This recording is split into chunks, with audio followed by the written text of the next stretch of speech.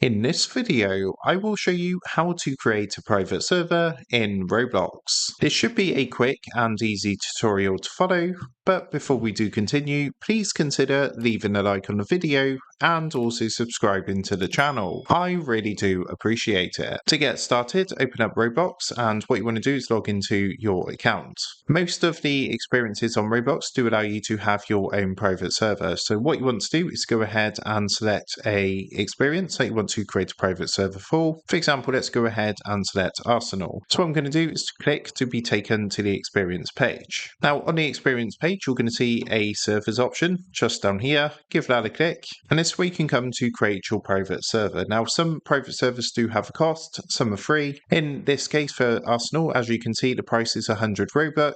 So what you would do is click the button here to create private server, and then what you can do is enter your server name into here, and if you're happy to create this private server for 100 Robux a month, click the subscribe button. So this will auto renew. Basically it's going to take it every month until you cancel the subscription, which you can do at any point. Now some do have a free option as well, so there are free servers as well, for example on experiences like Grow a Garden, or this one here called Spray Paint. So if you come and click on servers, you can see, for example, this one says free. So again, you would click on to create private server, enter your server name just like so, but of course there's no cost, this one's completely free. So just click the buy now button, and what you can then do, as you can see, it says purchase complete. You can choose whether to further customize your server as well. So you can click here to allow join in and to allow your connections and who you want to basically join your server. Also on this page, if you come down to the bottom, there's a private server link, so you can generate this and you can copy this and share it with your friends or whoever you want to invite to your private server. So that is how to create a private server in Roblox.